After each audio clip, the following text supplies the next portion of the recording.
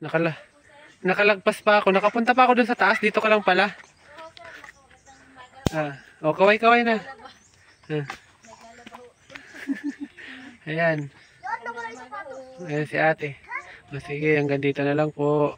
Ito po, ang ganda po ng anahaw na ano dito, bubong. So, tatlo o apat na taon daw po ang itinatagal nito. Ayan. Siguro pagka nilagyan ito ng net sa taas, mas tatagal. Ayan o, ang ganda po ng pagkakasalansan. Ayan. Hindi pa nga ho tapos ang aming bahay. Ayan, ang ganda ng pagkakasalansan ng ano, ng anahaw. Uy, magwa-wifi ako, magagalit si Sero. Ito si ano ato, ganito po yung gustong umasenso, gustong mabuhay. Ayan, napakasipag naman, nag-aayos po ng mga pamingwit. Ayan o. Ayan siya. Ayan. Ang anak mo yan. Oh, napayakap-yakap kay ma'am. Hi na, hi. Hi po. Ayan. Okay. Ayan, napakasipag. Bibihira lang ang ganito. Dapat ganito yung mga babae inaalagaan, masipag, tumutulong sa asawa. Ay, baka mauna, bingwit ata yung... Ayan. Hello, so magandang tanghali po sa inyong lahat. So, may for upload na naman po ako. So, galing po akong Mega Floor kanina, tsaka sa Barangay Sugod. So, sana panoorin nyo. Let's go! So, andito na po tayo sa Barangay Mega Floor. So, meron po tayo isang pupuntahan dito.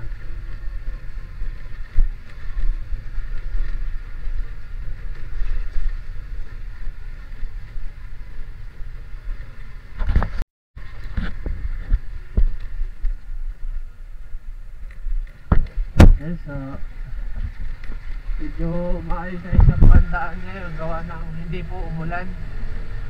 Ay tuloy-tuloy ang init.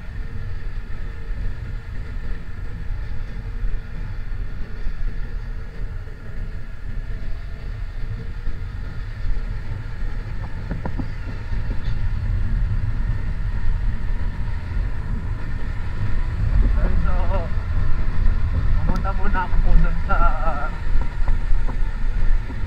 group meeting place para magtanong kung saan ang bahay ang pupuntahan.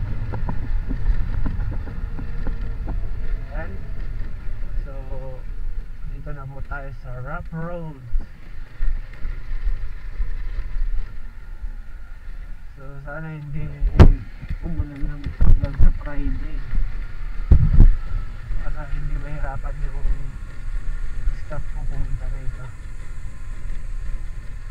Kasi mahirap po pagka maputik dito sa lugar ito. So marami na pong nakatambak dito na pang ano, para hindi na po magputik.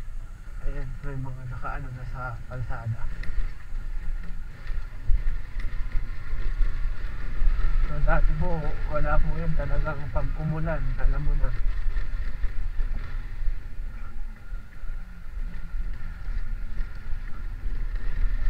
Kawawa po yung motor dito pagka tag-ulan. Pero ngayon, tinatambakan na. So sana tuloy-tuloy na po yung pag-semento ng kalsada dito. Para everybody happy. Yung mga motorista. And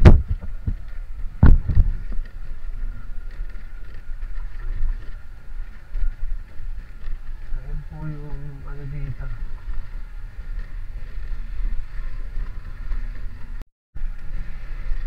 Ito po yung daanan na to dati ay ito po yung part na napakalalim. Tingnan nyo naman po yung sa gilid na yan. Isa po yan sa ano,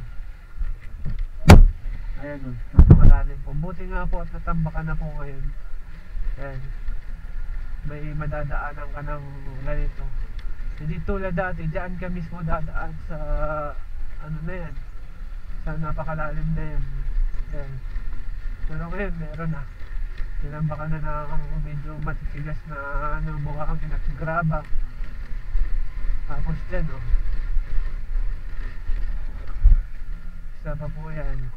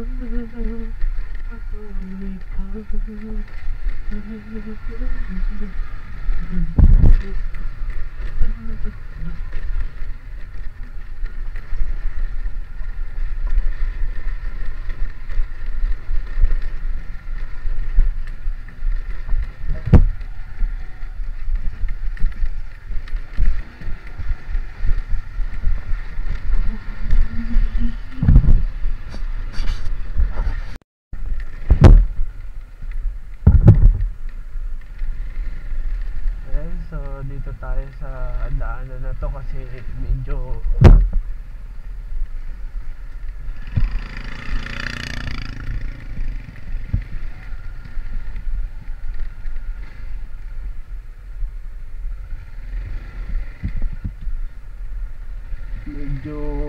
maayos-ayos ang daan. Ayan, so dito dati sa lugar na to putik din dito, halos hanggang dito lang yung motor namin nakakarating kasi gawa ng hindi na umiikot yung unahan kasi nasisiksikan na ng mga malagkit na buhangin tsaka putik, naghalong buhangin at putik. Ayan, so isipin nyo na lang po kung tag-ulan yan. So ang itsura nyan ay parang ano, anang kalabaw.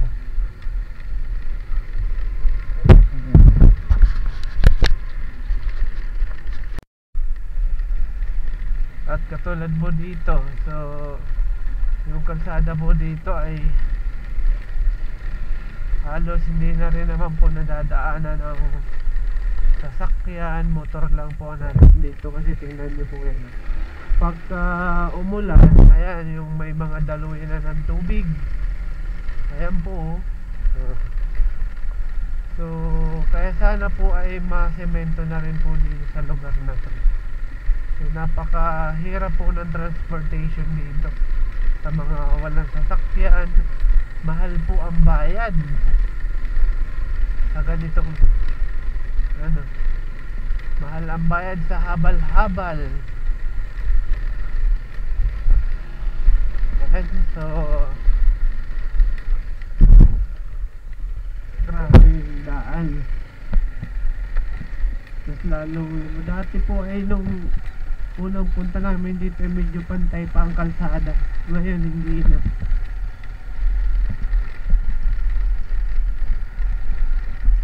So ayan, so hanggang dito na lang po muna, update na ako mamaya.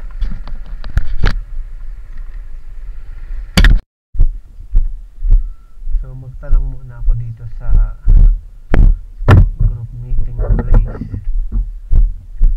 Tingnan niyo po yung daan na yun. Ayan, sana na dito si ate. Ayan.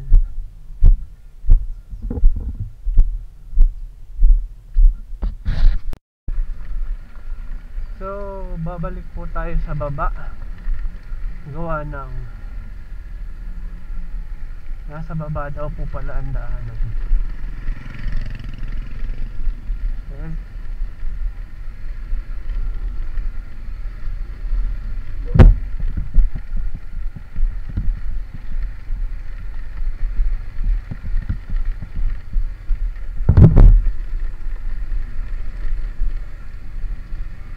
Lubak na ngayon. Nasisira ang daan gawa ng pag malakas ang ulan, yung daloy ng tubig pababa, ayun, dadala nila na huhukayan. Ayan.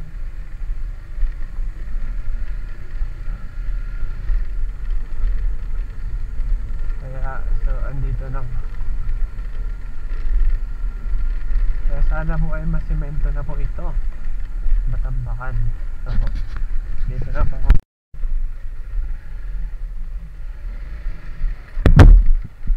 Ayan, so para tayo ditong nangangabayo. Kuha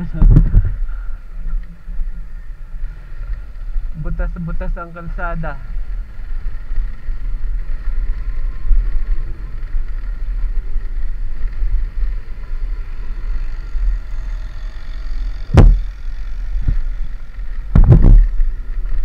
Ayan po.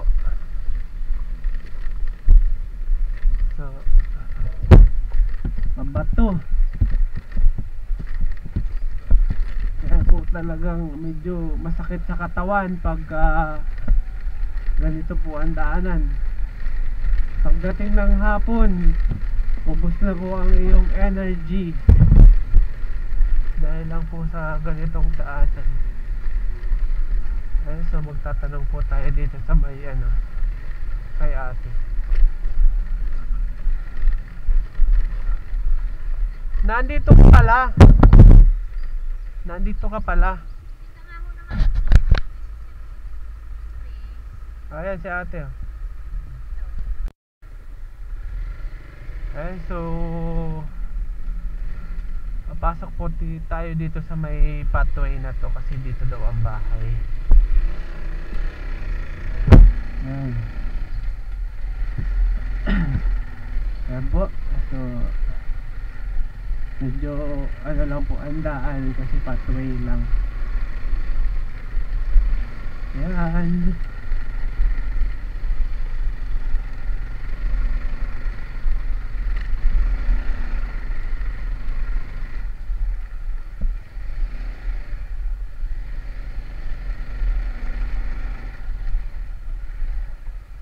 So dito na muna ako magpa-park.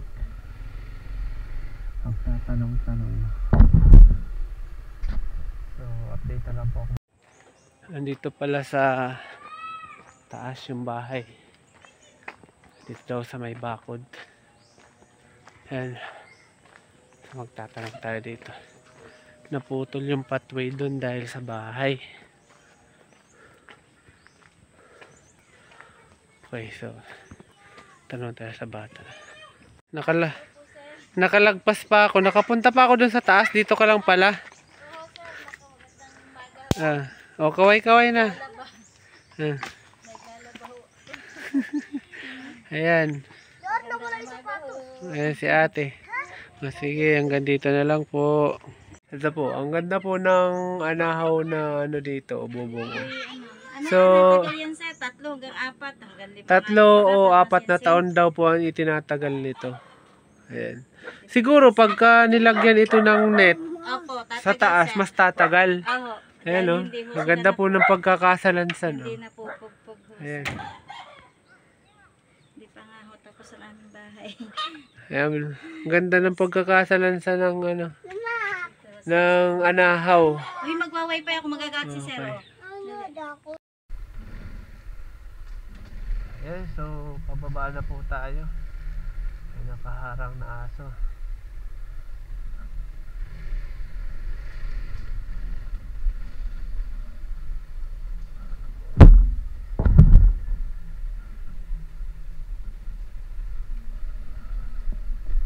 Ayan po, sa pababa. Kaya naka-engine brake po tayo ngayon. Sa mga hindi pa nag-almusal dyan, mag-almusal na. Yung mga nakapag-almusal na, mag-prepare na po ng merienda. Yan, so malapit na po tayo dito sa kalsada. So ito po yung dating napakalalim na putikan. Buti ngayon ay may nakatambak na. Ayan, so pabalik na po tayo ng bayan nito. Yan.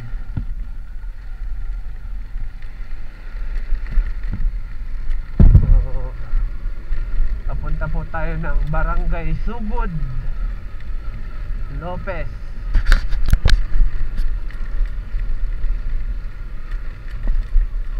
Para tayo talaga tayong nangangabayo dito. Hanep yan. Hanep.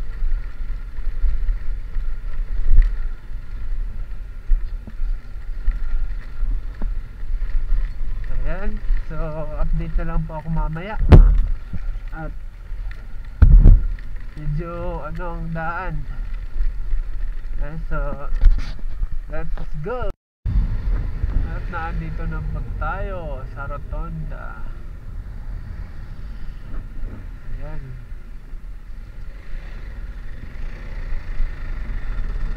So dito na tayo dadaan sa diversion. Papunta po tayong Barangay Sugon.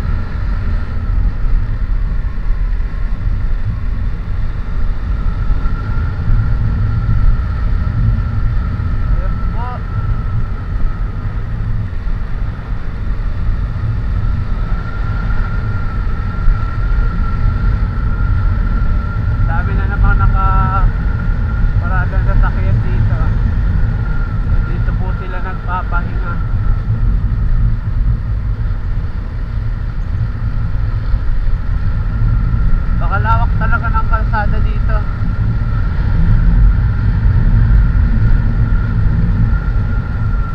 So update na lang po mamaya. So napakaganda po ng view dito at napakalawak ng kalsada. Ayan. So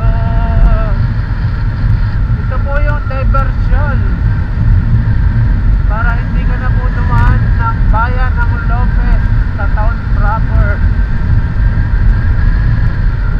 Napakalawak po ng kalsada. Sana all ganito ang kalawak ang kalsada. Ayan.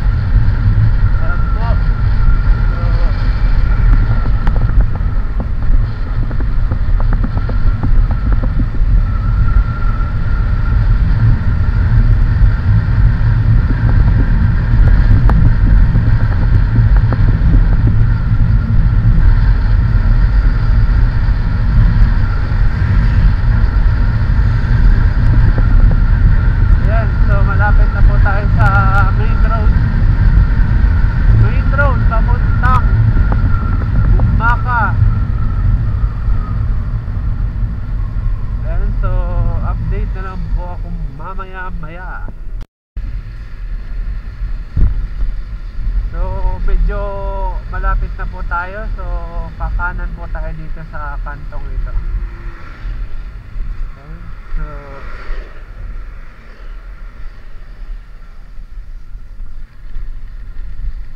yan po.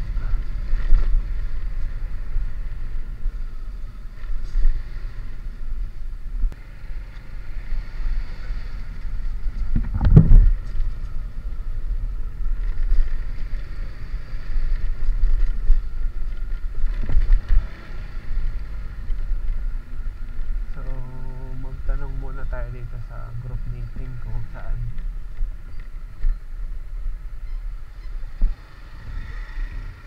ayan, update na lang po namin kahit pwedeng motorin para naman may exercise konti. Ate, ano? Bakit tatakip ka na po? Ayan, so update na lang mamaya. Ito si ano ate, ganito po yung gustong umasenso, gustong mabuhay. Ayan, napakasipag naman, nag-aayos po ng mga pamingwit. Ayan, oh. Ayan. Ayan, ayan siya. Ayan. Ang anak mo yan. Oh, napayakap-yakap kay ma'am. Hi na, hi. Hi po. Ayan. Okay. Ayan, napakasipag. Bibihira lang ang ganito. Dapat ganito yung mga babae inaalagaan. Masipag, tumutulong sa asawa. Ay, makamao, nabingwit ata yung... Ayan, ayan.